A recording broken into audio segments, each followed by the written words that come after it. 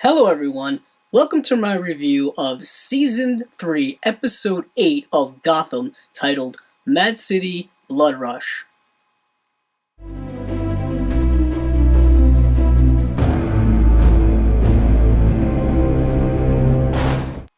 Before I go any further, I just want to say that there will be spoilers in this review.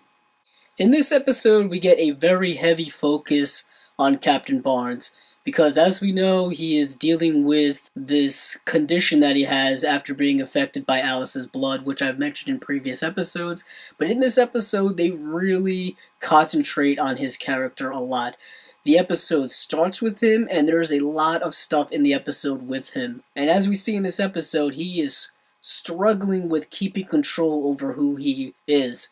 He is going through these bouts or these spells of extreme anger and strength and brutality, and it's very interesting to see that because he is slowly losing control of his humanity. Right now in his mind there is an idea taking over that everyone who is bad needs to be punished, and it needs to be punished by him, as we saw in this episode where he literally says that he is judge, jury, and executioner. It is very similar to Judge Dredd, if you're familiar with that comic book character. It's a very interesting brand of vigilantism. It's a line that Batman has gotten close to several times. If you have read the Batman comics, you know that he has gone through various degrees when it comes to his severity, when it comes to doling out his own brand of justice. And we are seeing that Captain Barnes is now at an extreme level, and it's not really his fault. He is infected by Alice's blood, and we are seeing the physical and mental transformations from that, and I am really curious how long he's going to be able to keep this under wraps, because as we saw in this episode, he knows he is slipping and he is going, and there is nothing he can do about it. But shifting gears, the relationship between Edward Nygma and the Penguin is delved into a little bit more in this episode, specifically when it comes to Edward Nygma's new girlfriend, Isabel, who looks strikingly like Miss Kringle. This likeness is really starting to irk Ed. He is really starting to slip back into his old ways, his old psychoses. Granted, he's never really gotten out of that psychoses, at least in my opinion. He is still very much psychotic in a certain way, but in this episode he's starting to slip back to that exact type of psychoses, and it's really scaring him, which is very interesting to see a villain being scared of himself or being scared of things he might do. You don't really see that kind of consciousness when it comes to villains.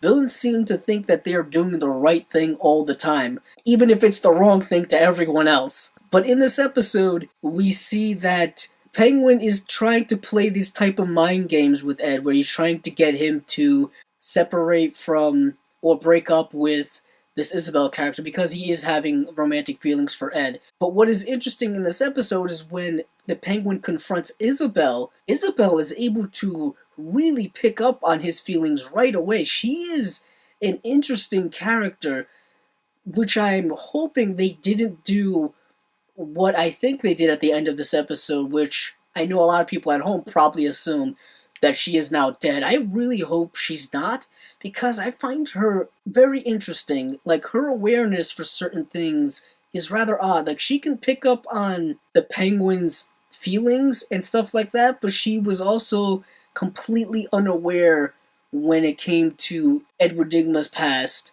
And when she found out about that, she embraced it. So I just find her to be an interesting character that I really hope that they didn't kill off, because I would like to see them delve into her more.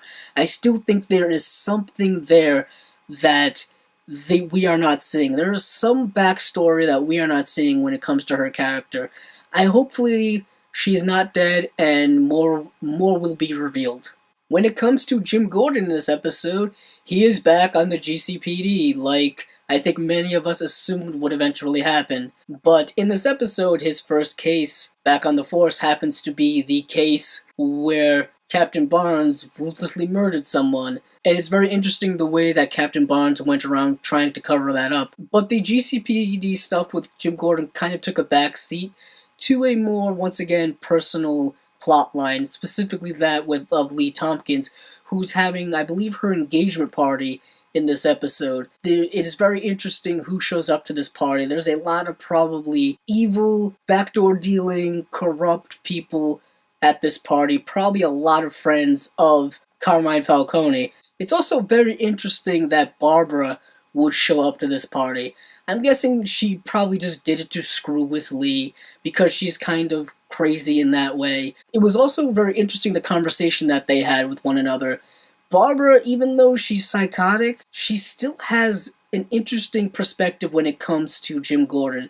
She seems to know him a lot better than other people know him. She really knows the true Jim Gordon, kind of the more secretive, darker version of Jim Gordon, of what he is truly as a character. Overall, I have to say it was a very good episode of Gotham. Like I said, it was a lot more character-based episode, specifically when it came to Captain Barnes, which I am very curious to see who he's transforming into, what he's transforming into, where this is all leading. I'm very curious about the whole Oswald, Edward Nygma, and Isabel relationship type stuff, because I'm really curious to see where that goes, because I still don't think that Edward Nygma is going to reciprocate the feelings that the Penguin has for him, and I think that's going to lead to something very interesting, perhaps a rift where they're going to go their separate ways as friends, and the Riddler will start doing his own type of stuff, so who knows where that goes. Also, with Jim Gordon and Lee Tompkins, I'm going to still harp on this. I still think Jim Gordon and Lee Tompkins are going to somehow get back together romantically in some type of way. I just have a feeling that that's the way the show is going. But I'm very much looking forward to where the show goes from here. We are 8 episodes in, and the show is really not slowing down when it comes to their plot pacing. This has been my review of Season 3, Episode 8 of Gotham, titled Mad City Blood Rush. If you like this video, please check out my other episode reviews for the other comic book related television series.